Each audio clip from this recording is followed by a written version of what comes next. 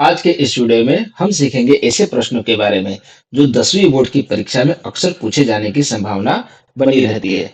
आज का हमारा पहला प्रश्न है पाठ हरिहर काका से। हरिहर काका को महंत और अपने बड़े भाई साहब एक ही श्रेणी में क्यों लगे? हरिहर काका जैसी घटनाएं समाज में घटित न हो, इसके लिए आप क्या सुझाव देंगे? तो देखिए, सबसे पहले हम बात करते हैं कि महंत और इनके भाई के बारे में। तो हरिहर काका को महंत और उनके भाई दोनों एक जैसे लगे। क्यों? क्योंकि दोनों की दोनों स्वार्थी थे। वे केवल अपने लाभ के कारण, अपने स्वार्थ के कारण हरिहर काका का उपयोग करना चाहते थे। उनके भाई की बात करें तो उनके भाई जो थे वो हरिहर काका की संपत्ति से ज्यादा प्रेम करते थे, बल्कि उनसे प्रेम बिल्कुल नहीं, अर्थात उनका प्रेम दिखावटी था। वे अक्सर इस बात की चिंता में डूबे रहते थे कि काका कहीं अपनी संपत्ति किसी और को न लिख दे। अब बात करते हैं हम महंत की। तो जो महंत थे वे हरिहर काका की जमीन मंदिर के नाम करवाना चाहते थे। तो इस प्रकार से महंत धार्मिकता का आड़ लेकर के हरिहर काका को अपने पक्ष में करना चाहते थे।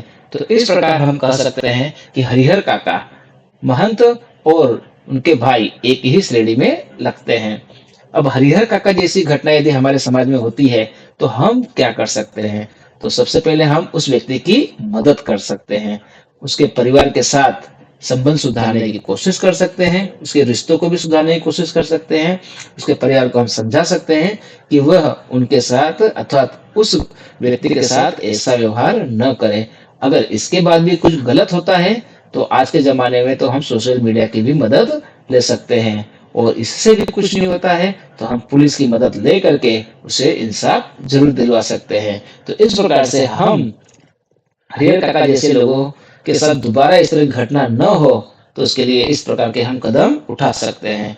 प्रश्न नंबर 2, पाठ हमारा तीसरी कसम जैसी फिल्म केवल केवल सिर्फ शैलेंद्र ही बना सकते हैं, पाठ में ऐसा क्यों कहा गया? विचार करके लिखिए। अब यहाँ जो बात की गई है शैलेंद्र की, तो तीसरी कसम जैसी फिल्म केवल और केवल सिर्फ शैलेंद्र जी ही बना सकते हैं, क्योंकि वे एक संवेदनशील कवि थे।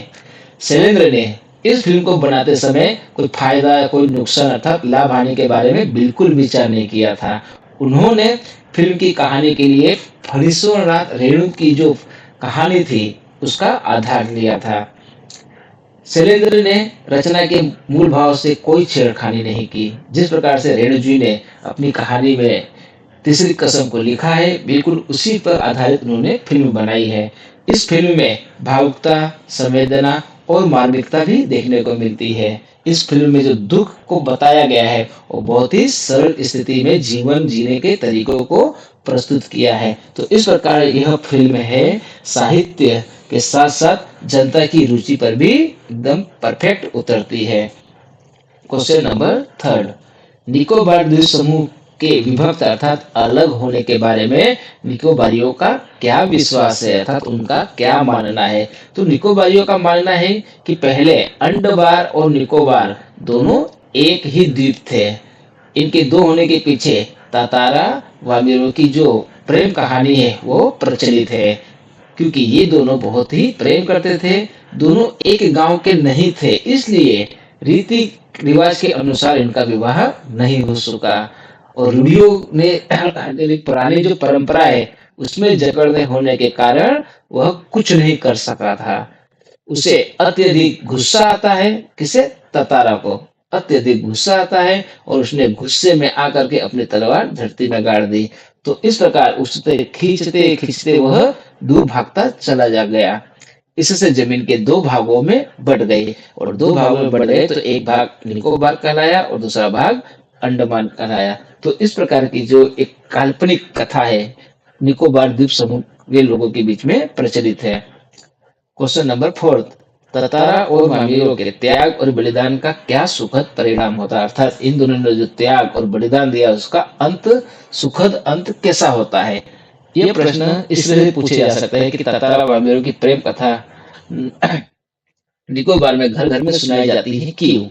तो इसका उत्तर बनता है कि ततारा मामीरों की त्याग के बाद से निकोबारियों की सदियों से जो परंपरा चली आ रही थी उस परंपरा का एक सुखद अंत होता है, उसमें बदलाव आता है।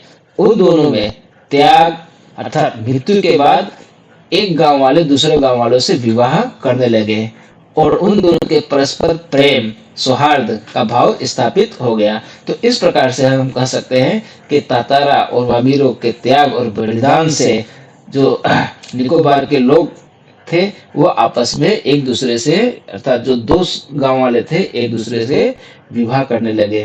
तो इस प्रकार उनके बीच में संबंध अच्छे बने। तो अब बहुत ही जल्द और कुछ नई वीडियो के साथ बहुत ही जल्द मिलते हैं।